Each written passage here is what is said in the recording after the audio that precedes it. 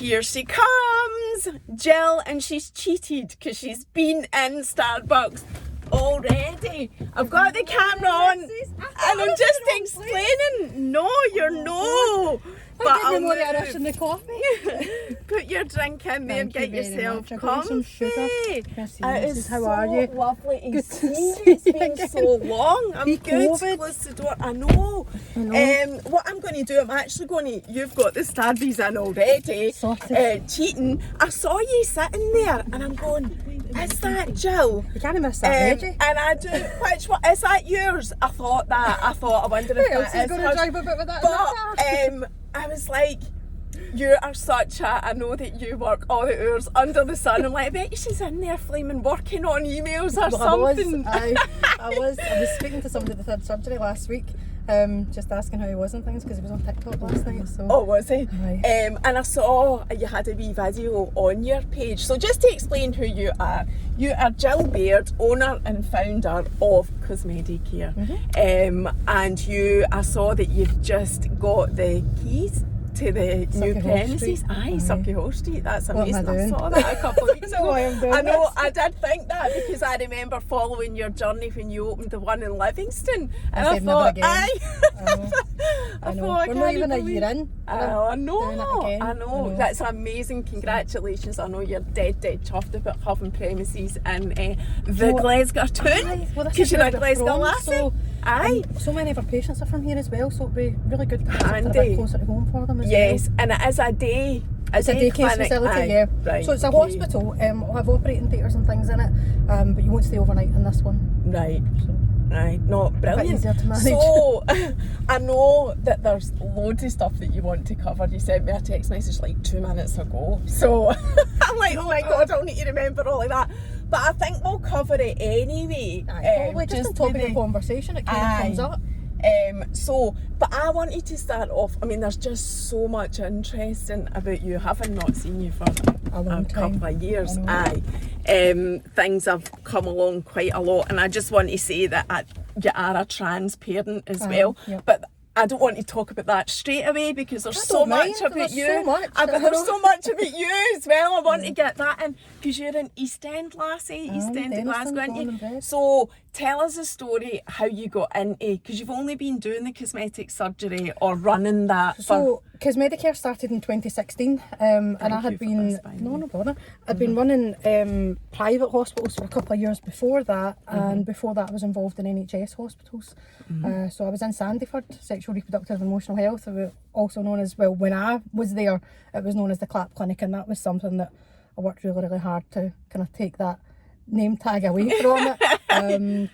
Was really lucky with that job in Sandyford because it gave me exposure to so many things. And I remember when I went into Sandyford to work, I had preconceived ideas about things, similar to how I'd had preconceived ideas when I went into Berlin to work as well. You think it's going to be a certain kind of way, and then you get in there and you meet people and you get to hear their stories and their journeys, and you don't have to be an empath to feel for the struggles that people are going through and the hurdles that are in their way. And I was always just really passionate about wanting to help overcome that and break down stigmas and let people speak to show their journeys, because like I said, everybody's got preconceived ideas, and sometimes the media is not the best place to get your reference from. Oh no, and you're very much a people person, and the thing about you though is, like, your story is very inspiring, and you've started much further along than I thought you would, telling your story about you, because I'm like, no, tell the story about how you started.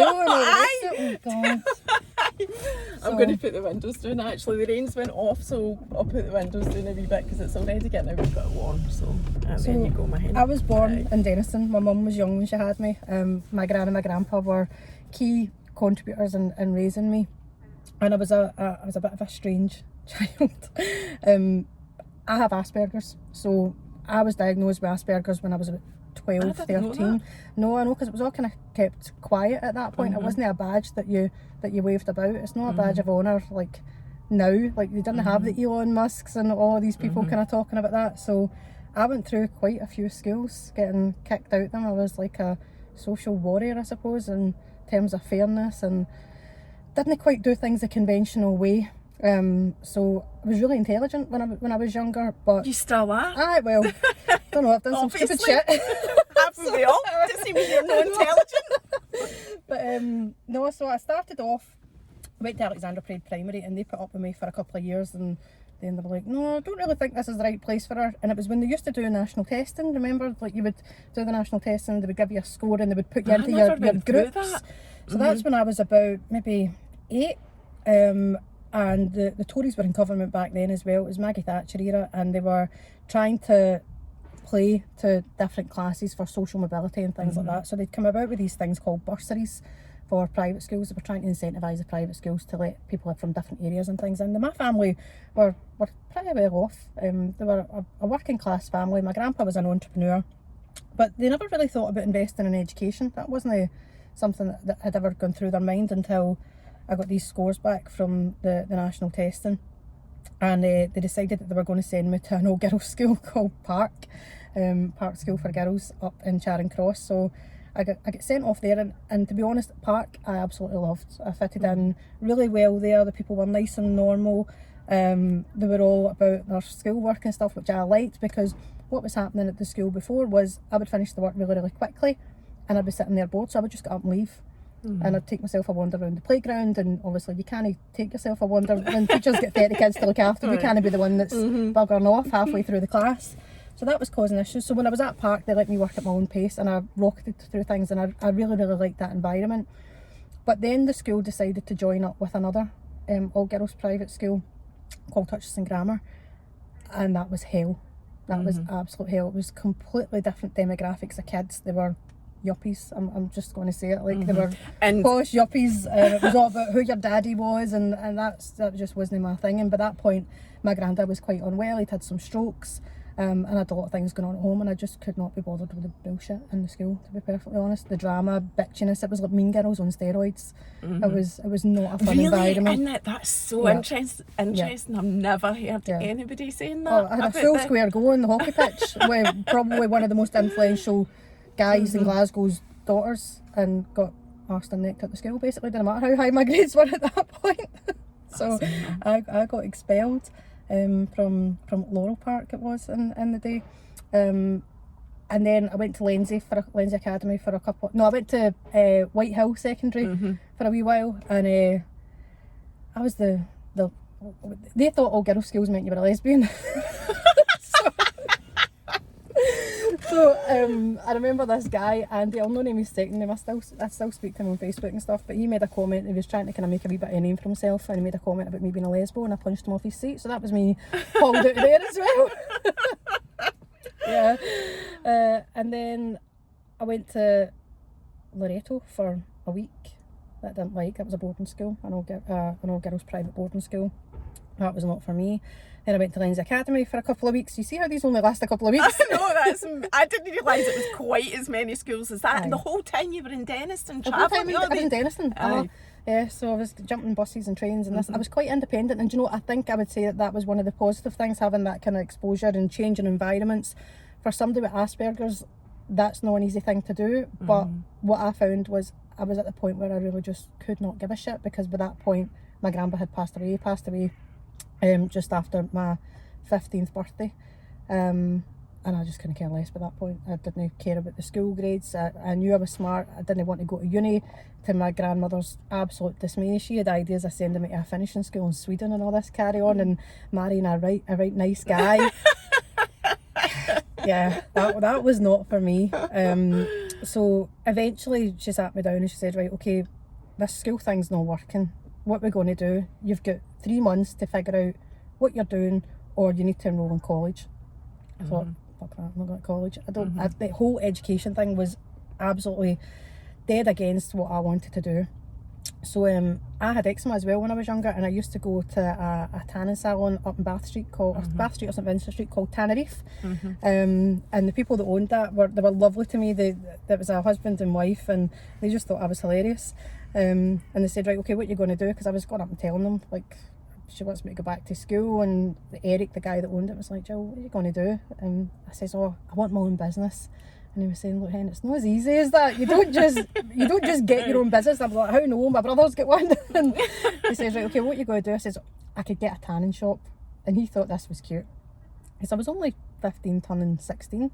This was in like the December time, and he says, right, okay, let's kind of see what we can do. So I went home, I spoke to my family and my brother and my aunties and everybody, because we were a very close-knit family. They were all on board with that, and Body was born. And that grew very, very quickly. And that was your tanning tanning salon? salons, yeah, that was tanning salons. First one opened in Alexandra Parade, and then Rutherglen, then Dumbarton Road, and then in the end I think we had 12 all in. We'd sold distribution rights to Australian Gold.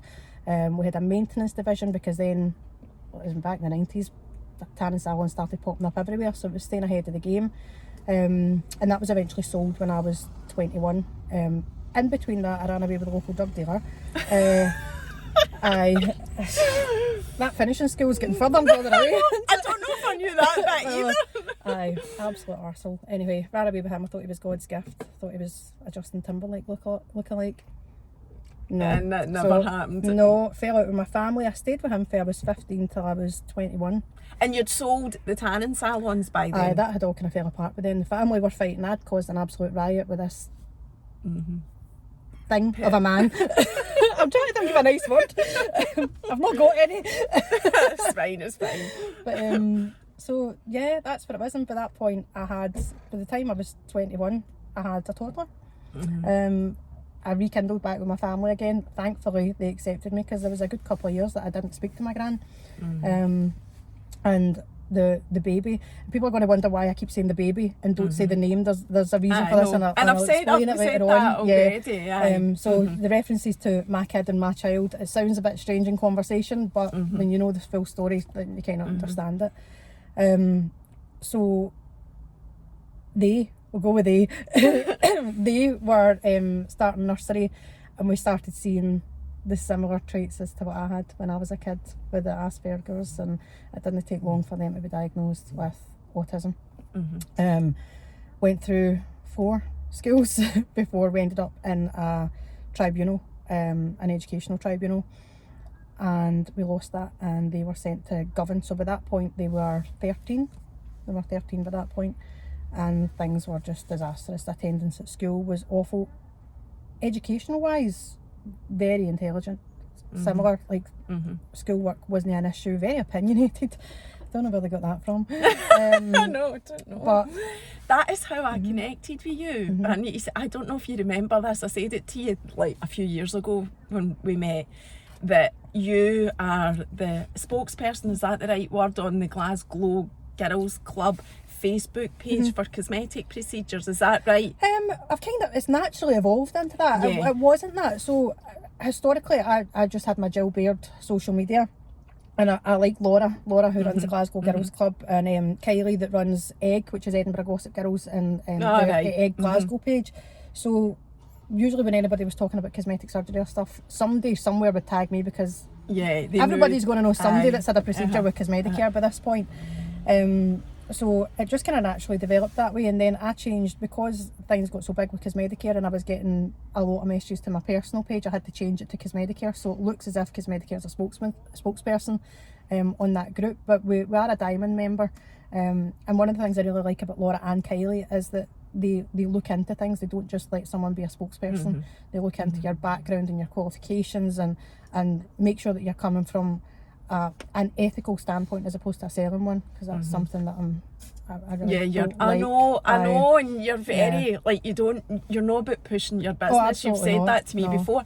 So anyway, I was just going to say that was how I connected with you, and it was about, and it was nothing to do. It wasn't. No, I have said stuff to you about a boom job after that, but no, it was about a post that you put up, and I personally totally related to it. I didn't relate to it as a mum, because Lola hasn't had the same school experience that I had, but I related to it as me personally, because I went through an extremely difficult time in primary school, and your child was in high school, and you'd done this big post when the schools went back, and I just sat reading it. I remember. I still remember that. I know, and it makes me like really emotional even talking about it. It's like you as a mum, and you would go to your work, and you'd maybe get to 11 if you were really lucky before you got a phone call for the school, because it just wasn't working out at school. And lucky if we get past 10 o'clock sometimes. I know, and you were saying that, and I was like, oh my God, God, I relate to this as me in primary school. Things changed for me, thankfully, when I went to high school, but I had a particularly difficult time, primary 6, primary 7, and I just totally related to it. And that was where we initially connected, that post. And what you were saying, and I think it's really valid to say this as well, is that no every parent is posting the school uniform pictures on day one, because school is such a wonderful buzzing place to be, because it isn't for every child. I referred to my kids' school experience, educational experience from 4 to 16 as a life sentence for both of us and my family. It wasn't just me and them. It was my mum, my gran, my auntie, my friends were roped into it. Like, I had friends that were just so supportive. The two Angelas, Angela Boyd and Angela McElroy, they saw me try to get through university. I was trying to do honours degrees. I was trying to do MBAs and went to schools, and it was horrific. It was bloody awful, and I could not have done what I've done without the support of people around about me with my kid, honestly. So, and that's another thing I try and say, like, when we're talking about women in business and things and about having it all, it's really, really difficult to have it all. I would not, technically I'm a single parent, but I would not say that I'm a single parent, because the village that it took to raise that kid was, it wasn't just one and it person. it is testament to the fact that you can, as a single parent female, I think it's virtually impossible to have it all without support. Yeah, you can have it all, but you need the support. Even in a 2-parent family, I think it would be really, really difficult. Like, I don't clean my own house, I don't do my own laundry, I don't cook my own meals, I don't do any of that. There's no way I could do all of that and run Cosmedicare. It just wouldn't happen, and that's before even being a parent. So so that's how difficult it is. So moving on to the parenting, then we'll talk about that, because we've touched on it, and we will talk about all the ways that you support trans, everything. Because I know you were at Pride, and I missed you in June. I was there as well, and I can't believe I never seen you, but it was absolutely bouncing. We were in Glasgow yesterday.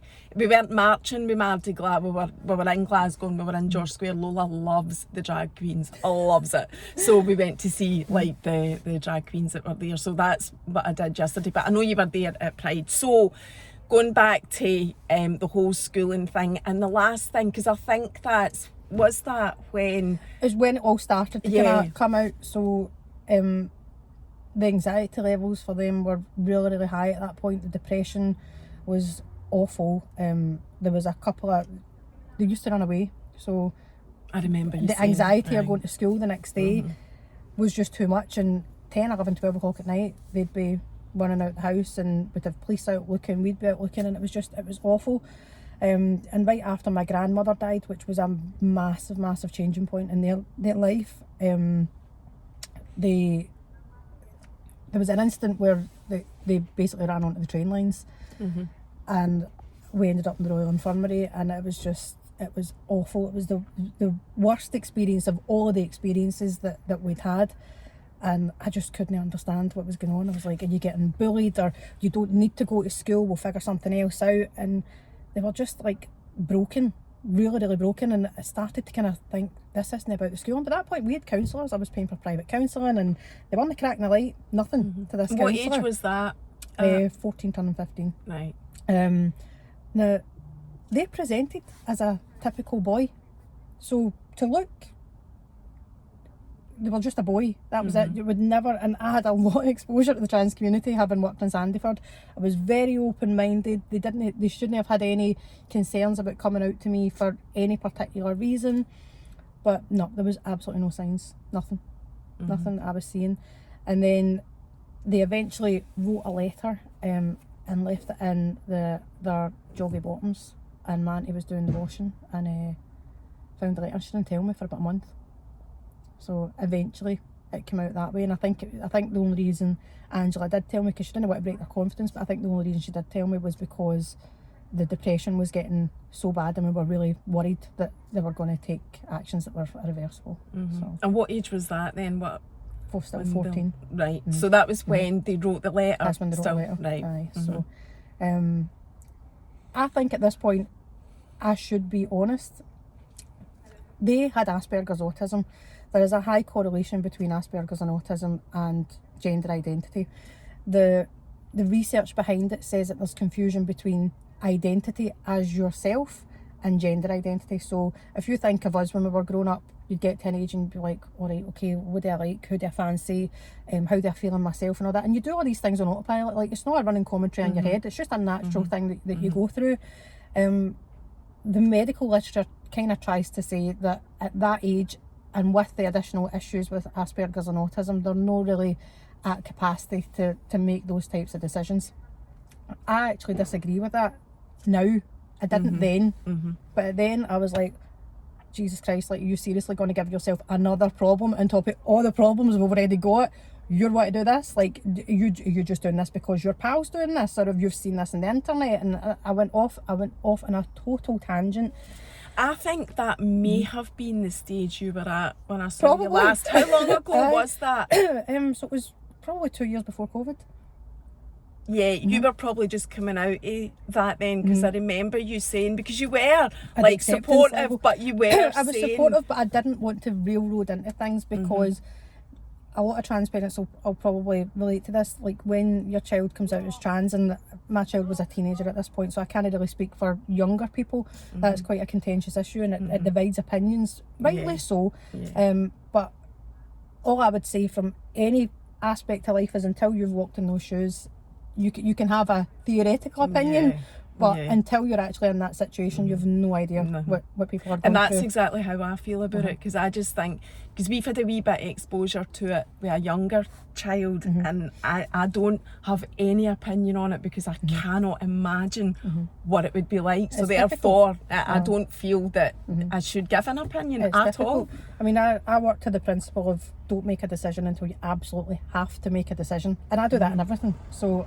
just see how things go. Don't commit to anything. Take your time, explore things. Don't make a big song and dance about it. Just go, right, okay, if that's what you're thinking about, think about it, but educate yourself and don't do anything drastic. So that was the route that I took with Chloe, before she was Chloe. So now it is she and Chloe. Aye, she and Chloe. She's 19 now, she's in a relationship. The best of how she can be is right now, in comparison to all the years of her life with school and all the trauma and all the stuff that went on with that. She's in the best place that she's ever been in now, but there is still massive room for improvement. It's still not great. So transitioning doesn't solve all the problems, but it's the same as everything. I say this about cosmetic surgery. Cosmetic surgery doesn't solve all your problems. Getting married, having a baby doesn't solve all your problems. It's the same principles apply. It's just life. So how did you go then from like the last 2 years and the whole? Are you still going through the transition process with Chloe, or is she where she wants to be now? And how did you? So this is quite interesting. So when she came out and she said that she was trans, and I got to and I did get to acceptance quite quickly. Right, it took me probably about 3 months of, right, okay, she knows what she's talking about. She's researched this. She knows this is what she wants, and I was like, right, okay.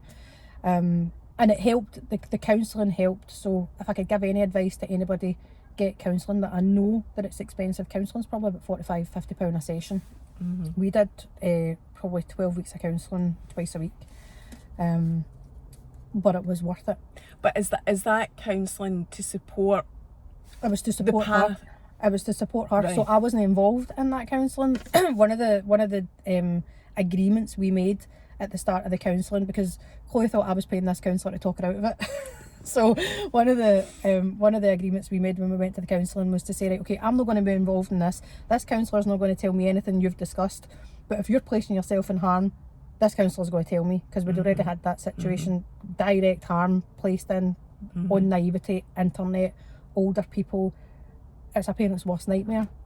That stuff happens. So open dialogue with your kids, regardless of trans, anything, is so important. Like, I'm sure you've spoken about this before with somebody. But giving her the opportunity to speak to a third party, somebody completely impartial, about how she was feeling, how she wanted to take things forward, it was fantastic for her, and it actually led to her making really mature decisions about what she wanted to do. And those decisions actually surprised me, because I was preparing myself for full-blown transition, the hair, the makeup, the boobs, the thing, everything, and I was like, oh God, how am I going to cope with this? then it was leaked. I was in a really difficult position because obviously I had Cosmedicare and I've got a controlled drugs licence and I've got access to medical professionals who can streamline that process. So Chloe had in her head, and this was the argument that we had, that I could just wave a magic wand and she could be on hormones and the whole process was going to be so easy. Legislation in this country does not allow for that to happen, and I am in agreement with the legislation in terms of the pathway. I don't agree with the delays. I think that is something that absolutely needs to be addressed. People should not be living in dire straits like that for so long, and that's the current state of play. But the actual pathway in terms of the steps that you take, I think that's the right thing to do. I think you need a gender diagnosis, and then you need to start hormones through the proper methods, and it needs to be monitored and increased so that you're safe, because there's a lot of things that can affect your overall body with hormone therapy. So that, I think, is the right thing. I think I agree that you need to be living in your chosen gender for 2 years before having any type of surgery. And I'm really, really passionate about people staying in the UK, and it doesn't mean they need to come to Cosmedicare. There's not very many places that do it, but this isn't an advert for Cosmedicare. It's more, stay in the UK because you need the aftercare and the support and the access to medical professionals that can deal with anything that might need dealt with, similar to any other surgery.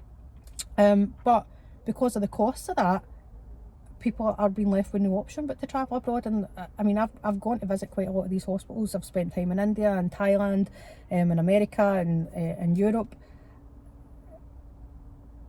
I don't want to say that some of them are just exploiting trans people, because I've been accused of that in the past.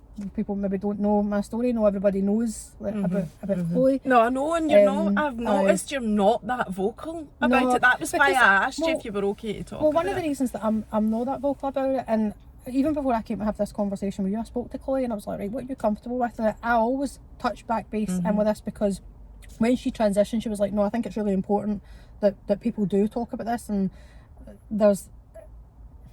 I would have Chloe here if she was up for it to talk to her. Oh, she'll not do it. She's a very, very private person, and this is what I was kind of leading on to. Like, in my head, I'm thinking, right, okay, she's going to want the hair and the makeup and the boobs, and I'm quite fortunate that I've got connections with people that can do all of that. And she could have been the most glamorous trans girl going, the most glamorous, beautiful girl, whatever way she wanted to identify as, but she didn't want any of that. So she's had hormones and that's it. She's not had any Botox, she's not had any filler, she's not interested in a boob job, she's not interested in the slightest. And I have asked permission to talk about this, because that's like me saying, you what's in your pants? What you're doing in your bedroom, it's nobody's business.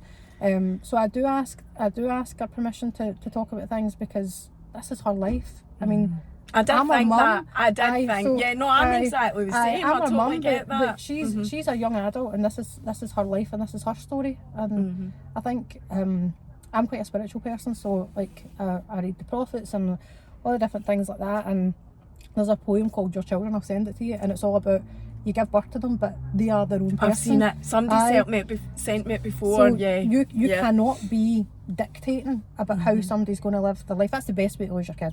If you're going to be, you will do this and you will do that, it's just not going to work. So. No, I totally agree with that. And sometimes even just daft things about what Lola wears, you know, I can be extremely like, oh my god, but it's worrying, because you'll just want to protect them.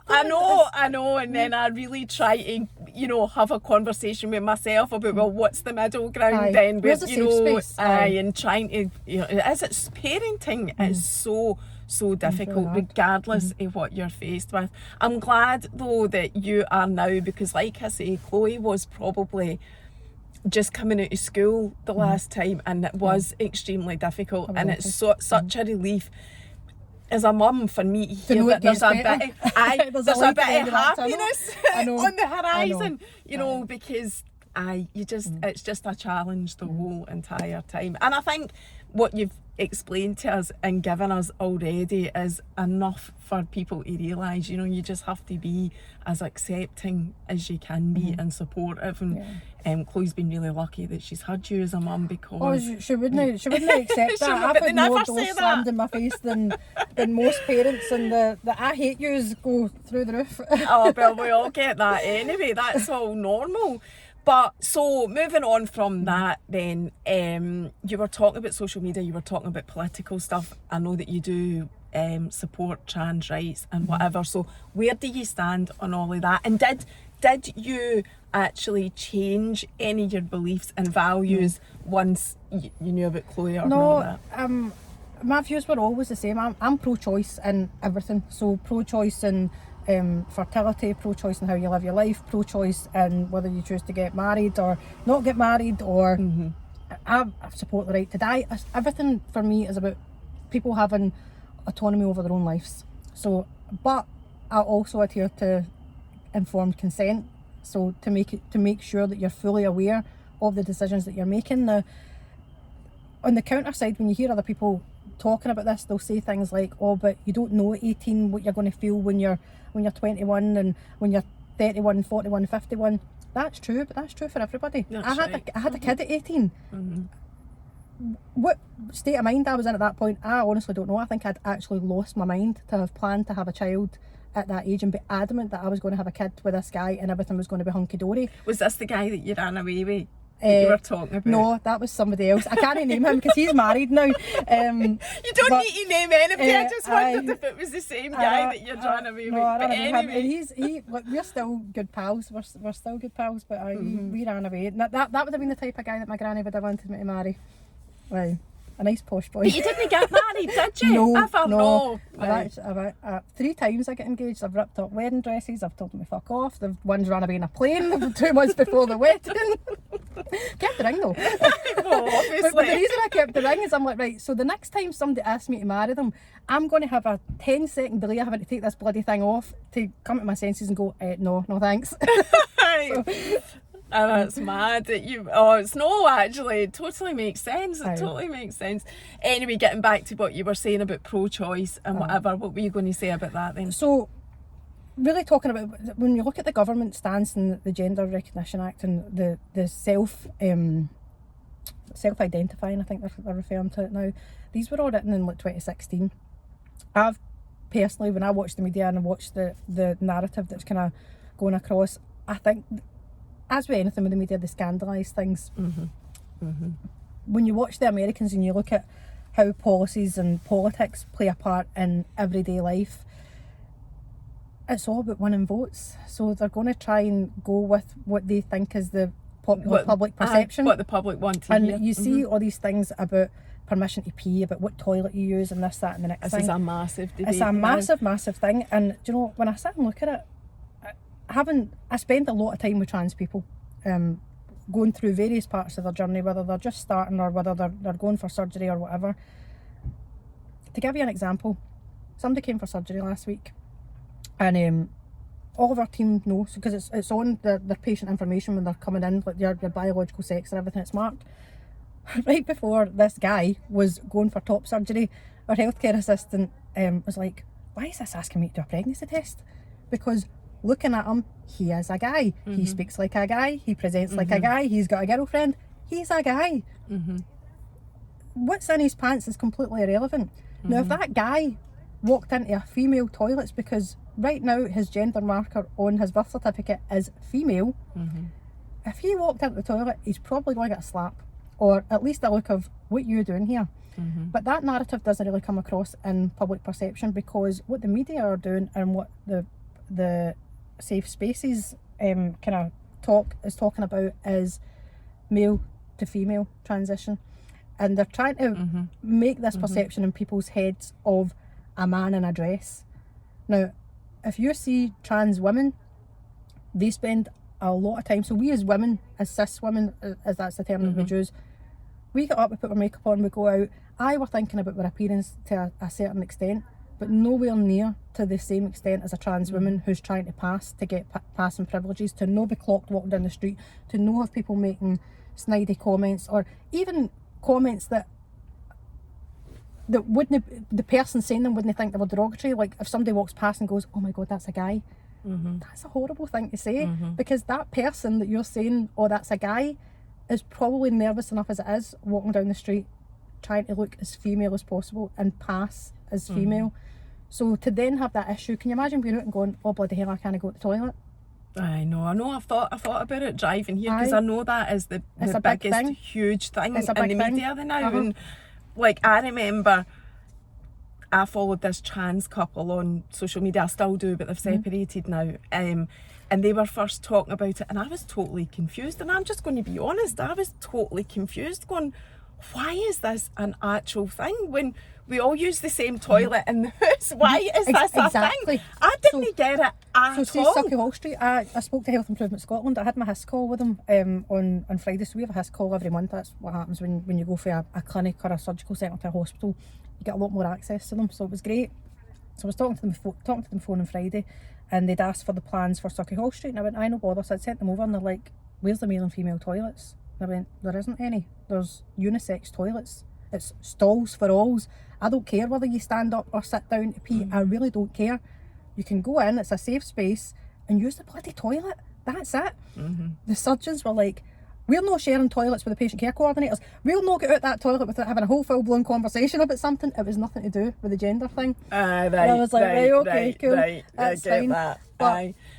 But So, toilets are toilets. They're there for a function. That's it. it's I had to actually, and I am just being totally honest, it was pure. I didn't even know what people were getting up and I didn't get it. I had to go and read, why are people getting annoyed about this? I didn't. I know. But anyway, I think the younger folk, it does seem to be an age thing.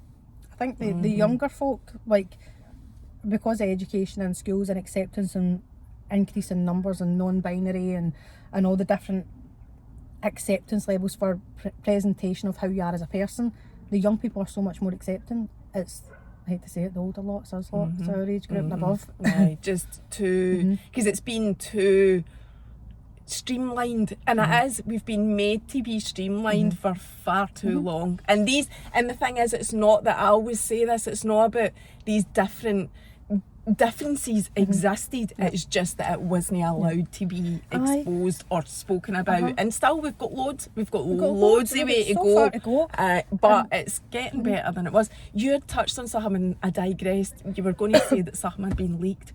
You said so to do with the way back when my kid was going through the transition process about trying to access hormones and everything, a surgeon was in a theatre and they said something along the lines of, her wain's a tranny and that'll be the next marketing campaign for Ken to Barbie. So is that why you're so super conscious about what you put out in your page about being a trans parent? No, so when that happened, somebody else close to me happened to be in that theatre and they kicked up a stink. They were like, actually, you don't know her, you don't know that kid, you don't know what you're talking about, and for you to say that is terrible. But this surgeon didn't like me.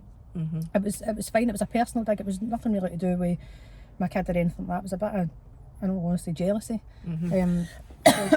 So that was fine, but it did give me a fright because it then nearly ended up in the media, and at that point my kid was only 15, and that was how it was kept out of the media, because I was like, no, you can't be talking about this. I've got a 15-year-old suicidal trans kid, and you want to splatter it on the paper. The papers would never have done it. But I did feel really vulnerable that somebody had even thought that was appropriate or that was all right to do that, to get a dig at me through my kid. So I'm really protective of and Chloe. has there, and I totally get that, any parent would be, you don't even need to justify it. And has there been anything similar or like that since then? No, absolutely but not. I mean, if a paper wants to cut its own throat, then carry on, because that's what it would do. It was actually the papers that contacted me and said, we are not going to do this, but you should be aware somebody's trying to do this to you and they will probably pitch up somewhere else. So the papers were so kind, so nice. Like, I think they get a bad rap a lot of the time, but no, they've always been good to me. So hopefully it's not a building up to part down thing, because that's what you're doing. No, you're doing this here. It's like, you can't. It doesn't get any more real and personal, straight than this. That's to me. There's nothing else that needs to be. I can't think of anything else I would want to ask in that because respect. I'm quite a private person, and Chloe's a very private person. Like I'm not a social media person. Like, you don't see me boasting about my car or my house or holidays. Nobody ever knows anything about me, and Chloe falls into that as well. Like, she's no that way, and I'm just very protective of her right to privacy as well. So I'm jumping all over the place. It was just because you had touched on that and I realised that we hadn't explored it when you said it's a nearly lead, so that's why I went back to that. So getting back to like the current state of play with, I know you talked about social media, politics, we've touched on that already, but where are you on it now? Where do you stand on it all? I'm still the same, right to choose. I think people should be able to self-identify. I think that you should be able to transition without medical authorization, and when I say that, I don't mean without medical assistance, I mean without having to go through all the hoops that they're having to go through just now. So right now, to access hormones, you need a gender diagnosis. Most of the time that needs to be done through the NHS. A lot of people aren't aware that you can do that privately. To do it privately is very expensive. So you're talking 2 psych reports at £300-400 a pop, and then you need to find a doctor that's going to take on your ongoing care for the hormones. So the hormones need to be prescribed. If you're very, very fortunate, your NHS GP might take on what's called shared care, but a lot of them are absolutely petrified of it. They've not been given the proper training. The NHS is absolutely on its knees at the moment as well. It is, I know. But I mean, think current numbers for a wait for a first appointment at a gender clinic is 4 years. So even if you refer at 14, you're not seeing somebody till you're 18. Then it's going to be another 3 or 4 months before you're even getting a first appointment to see a psychologist, and you need the 2 psychology appointments before they'll usually let you start hormones. And then by that point, it's slightly different for female to male because the testosterone works really, really quickly. So like you if you look up videos on YouTube or things, you'll see people saying, oh, my name's so and so, this is me 1 week on T, 1 month, 1 year. It changes quite quickly.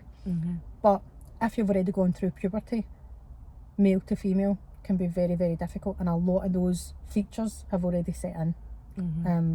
And that's where dysphoria levels go really, really high. So I think we need to kind of break down barriers to accessing this, and I'm going to be honest, this isn't something that Medicare offers, so I'm not speaking from a commercial point of view. I just think that there's things that could be done that could help that process be a bit more streamlined and a bit less anxiety inducing and stressful. Because that's the thing, a lot of that, like, I mean, this is massively connected to mental health. Oh, massively. 100%. And so the waiting times, like you say, and I totally get what you're saying, and the little knowledge that I have on it, I do think the systems, the actual the process is spot on, because you've got, any healthcare professional has got a responsibility to ensure that they're doing the right thing. So it's not just a case of, oh, so you want to go with this, that's fine, we'll just do it. I get that. But as you say, a 4-year wait, you're then talking about horrendous possibly a horrendous outcome for somebody that has to wait. Yes, 4 years. especially if you've started transitioning later on in life. I've got a guy that we're looking after just now who's sharing his story, so it's absolutely fine. I'm not breaking any patient confidentiality or anything, Lee. That's the guy that you've shared on your page, and that is the first that I have ever seen, unless you've shared anything and I've not seen it. No, I don't that is the first that I've seen. But there's share something about Lee, like, I even get emotional thinking about it. It's a funny story, really, actually. So I'm active on social media, same as everybody else. I watch TikTok. As much as I don't do it and I keep myself private, I'm like a wee spy, nosy as to what's going on, so I can see what's happening and what people need and stuff. And I'd spotted Lee. Now, I came across Lee when he was on his TikTok, and he was sitting in his car similar to this, and he had his high-vis vest on, and I'm like, he's no trans, no, like pure deep voice like this, and working in a labourer's yard, and I'm going, what? And like, he pretty much had his head in his hands. He was going to shave his hair. He was trying to do a GoFundMe for top surgery, so he shaved his hair, and then he waxed his legs, and then I think like the third week in, he was going to eat raw eggs, and I went, no, my stomach was turning by that point. I'm like, no, blah blah blah, hi Lee, my name's Gill, stop, don't eat raw eggs, let me try and see if I can help you. And if you go through Lee's TikToks, you can see a turning point. He doesn't even need to say anything. The turning point in the attitude. I'll need to follow him. What's his name? Wee Scottish trans man. Wee Scottish trans man. Right, I'll need to remember that, because I have just joined TikTok. It was really funny, right? Because he's like, no, this woman's after it. She's contacted me saying, I'm going to help you with trans surgery. I own this cosmetic surgery company, blah, blah, blah. He's like, I thought it was like an African email saying, oh, we've got a couple of $100,000 here waiting for you.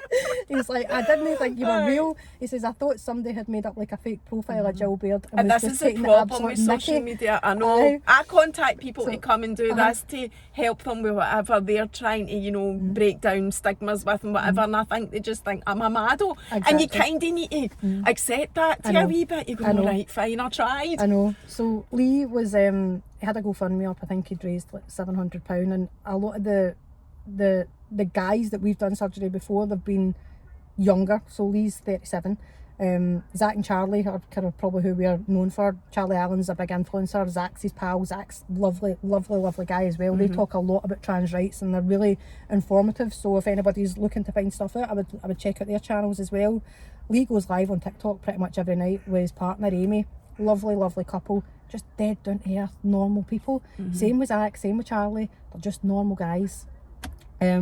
So I seen that he was really struggling with money and this, that and the next thing, and I was on holiday watching one of his TikToks and he decided that he was going to climb Ben Nevis. Now I'll be honest and say I was probably about 10 double vodkas deep at this point. You that didn't drink for a very long time, probably saw I would lose my shit with Chloe. No, but then once Chloe was alright, I could go back to drinking without completely losing the plot.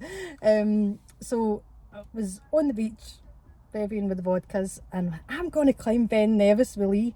I can't climb out of bed. How I thought I was going to climb Ben Nevis. And I woke up the next morning, my partner went, you know that's like a 3-hour climb up, and I went, oh no, I can't do that. I have no got time for that. I can't do that. I need to be doing my emails. Exactly right. So I was like, right, okay, how the hell am I going to get out of this? I'm like texting Zach, will you climb this mountain? And because I'm not going, when you get to the top, going to just give me surgery and then I'll not feel so bad.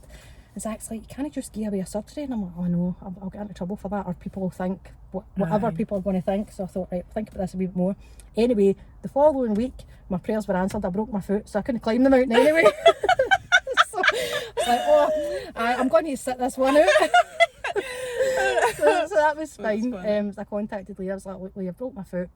Why don't you just come in, meet one of our surgeons, I'll give you a walk around and everything else. And the following week he came in and he seen us. I went through kind of all the things that you need to go through in terms of legislation and pathways and this, that and the next thing. And I says, right, you're sitting with about £1,300 by the time you thingy everything together. Get it to 2,000 and I'll cover the rest. And the look in his face, like you just couldn't believe it. And it felt really, really nice to be able to do that. And I do these things in the background. Obviously, I don't promote that. And I'd have Dear Jill letters for every type of surgery going. And that's not how this works. Like I'll sit down with the surgeons and go, right, okay, I've got this case, I'm willing to pay the surgeon fee, the anaesthetist fee, this, that and the next thing. And usually the guys will go, right, okay, we'll help. But there's lots of other things that need paid. That's why the price is what the price is. So top surgery on average is about between the general cost is between $6,500 and $8,500. Most people come in when about the $6,500 to $7,000 mark. Right, is that, and this is my ignorance, Jill, do you only do top surgery for female to male, or do you do both? We do both. And we also do for non-binary. And this is a kind of area that usually gets forgotten. So people that want to be non-identifying as either gender. So we do that as well. Right. I was very, very passionate about keeping things equal. So our pricing structure is exact same for breast reduction. Right. So if you're a cis female coming for a breast reduction, you're in the same category price-wise as a female to male trans guy. Because I think it's only fair. And it's only top surgery that you do? Yes. We do top surgery, we do facial feminisation, we do that with non-surgical and surgical options. We don't do bottom surgery. It's very risky. And I'll get myself into bother with this because a lot of people aren't going to like what I'm going to say. The medical risk with it is really, really high. I want to do it, but I'm only ever going to do it safely. So I'm not going to jump into something and put somebody's whole life at risk. And I don't mean whole life as in dying. I mean functionality, trauma, pain, all the things that go along with that. That's not something that we'll ever do until we're 100% certain that it's going to be done safely. Right. And is there, and again, I don't know the answer, and that's why I'm asking, is there a huge demand for it? Is there? Yes. So if you try and identify, so male to female bottom surgery, so transitioning from a man to a female, is medically simpler. Now, that's, take that with a pinch of salt, because it's no simple, but it's medically simpler than female to male. So male to female is turning everything inside out, right? And then you do a dilation to make it functional and everything else. And that's quite a painful process. I imagine it would be. You can imagine. It's a painful process. It's an emotional roller coaster. But satisfaction levels are actually quite high with it. So after it's all done and everything's settled down, most people will go on and live a normal functional life. They can go pee, like the plumbing works and the functionality works and the aesthetic looks reasonable. You would not know. Now you'll probably see half the guys in Glasgow going, oh my God, wait a minute, have I been with somebody and I don't know? I talk a lot about why people should be transparent and informed consent should be informed consent across all parts of your life. Right. Different people disagree with that, but that's just my viewpoint on it. Female to male transition is very different because they need a donor site. So the donor site is usually either your forearm, because they need to make a willy, I'm just going to put it in layman's terms, they need to make a sausage. So this comes off and then it's created into a natural prosthesis and reattached. So there needs to be urethra lengthening so you can actually pee out the thing. It needs to look semi-decent. Actually the risk is not there. The risk is from the donor site here or here, because these are vascular areas, so the blood supply needs to continue to go to it. You need probably a 2-week stay in hospital for that. A 2-week stay in a private hospital is an absolute fortune. But the reason you need the 2-night stay is if you need to return to theatre, you need to go back to theatre fast. It's no, phone the surgeon and this, that and the next thing. 2-week stay, A 2-week stay. 2-week stay in the hospital. So a lot of people will travel to, the most common place is Thailand. And I see an awful lot of GoFundMes. And at one point I considered partnering with a clinic over in Thailand. And then I seen the downfalls. I thought, right, okay, if I partner with these people over in Thailand, who were a very reputable company, they did a lot of these, when that patient comes back, they're then Medicare's responsibility. So I would be then asking our surgeons to take medical responsibility, 1 for a surgery that they hadn't done, 2 for a surgery that they don't specialise in, because it's not plastic surgeons that do this procedure, it's urologists. So it's a partnership between urologists and plastic surgeons. And vascular, because everything needs to connect. You end up with neural pain, functionality issues, and I thought I would really be almost encouraging people to go abroad and to do that, knowing that there's a big risk when they come back. And it just ethically didn't sit well with me. I was just going to ask as well, I mean, anything abroad, there's risks attached whatever you do. But there's I higher get that, risks. aye, and there's it's a spectrum of risk taking. But see that type of surgery, and again I'm asking out of interest, success rate of surgeries that have been done. It depends what you class as success. So are you talking about success in terms of the aesthetic, success in the functionality, i.e. the thing working, success as in making you feel in your body? It depends what you class success as. And I'm not the person to class it. No, so it's an individual thing. It's not it's down an to individual me, so, thing. If it were me, and again this is just a personal thing, if I was female to male transitioning, I would probably do top surgery, I would do a bit of masculinization. I don't think I would go as far as that, because for me personally that risk would be too high. That's what I would worry about, but I don't know enough about it to have any more of opinion but on I don't that. think it's like everything. I think everybody should have the choice to decide what they're doing with their own body, as long as they are very much informed in what they're actually doing. So I've spoke to guys that are going over to that clinic, which is a good clinic, right? I'm not bashing that clinic at all. They're a good clinic. I've been over, I've visited them, I've stayed there for weeks on end. Great surgeon. But when I've spoke to some of the guys before they've been going over, I'm like, right, okay, so you know this happens in the first stage and that happens in the second stage and this is actually what they're doing and this is, and they're like, what? And I'm going, you wait a minute, you're going for the surgery. How do you not know what they're actually going to do? But I think in that moment when you're trying to get to the next stage of your transition, you're just like absolute euphoria that you're moving ahead and you're getting to that next stage. And people are not medically minded. So you trust that if a surgeon's saying, oh, I'm going to do this and this is going to be the outcome, you're trusting that that's what's going to happen. And I think they almost think, like with a lot of surgeries, not just gender surgery, that when they're talking through the risks, it's always like, oh, well, they just need to tell me that that's going to happen to somebody else, that's not going to happen to me. There is a risk with every surgery that something can go wrong, and it's how that is managed, the quality of care that you're going to receive before, during and after.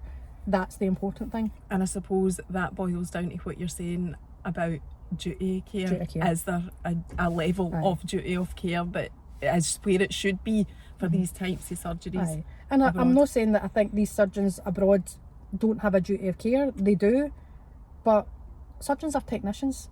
Once it's done, that's it. They've done their bit. You're on. So post-operative complications, as much as the surgeons will manage them from an operative point of view, with gender surgery, if you've then got problems peeing, they're sending you off to a urologist. You're going to pitch up at the NHS. So it is really just doing your research and making sure that it is absolutely the road that you want to go down, and I suppose that applies to everything, not just trans surgery. I'm trying to think, I'm looking at the time, we've only got a few minutes left. Have we covered everything that you wanted to cover, Gill? Because just coming for a gap. And it is so I'm really honoured that you came, and it's so interesting, and I'm so grateful that you did it, because like I say, I know for you it's not that it's not easy, it's just as a mum and the job that you do, and you don't want to be understandably seen as somebody that's a trans parent that's then using it as a business opportunity. You've never been like that, even before I knew anything about. No, I don't do that. I don't even say to people, come and get plastic surgery. I don't do that. I remember the last time I was speaking to you, I was involved in something else, and you said, I'm not here to push my business. I don't want to talk about my business. And I'm like, what? When I go to hairdressers, I book in under Gloria, because see if I book under Gill, and then what do you do? Guaranteed the whole 3 hours I'm in the hairdressers is going to be about boob jobs, about this person had surgery abroad, or did you do this person's surgery? And I'm like, I can't talk about this. I just can't talk about it. So you just use a different name. Just Gloria. Right, that's fine, and I suppose it'll open up loads of other conversations that you probably wouldn't be exposed to if you hadn't done that. Definitely, because we talk about other stuff. But what I would say, I was talking to Lee and Amy last night on TikTok, and I told them I was coming to do this, and I actually said I'm absolutely shitting myself that I'm going to say the wrong thing and offend somebody somewhere. And I says to Lee, I'm going to say to Mary, he should be in this seat. I would have him 100%. Now that I'm on TikTok, the first thing, I'm going to take a note of the names that you gave me here, and I'm going to follow them on TikTok. No, you'd absolutely lovely. He's so informative. I would have him in a heartbeat. And he's got such a positive outlook and things. He's such a great guy. Good.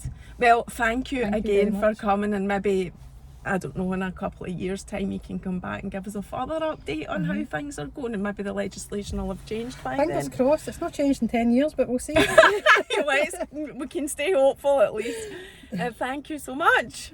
See you later. Bye.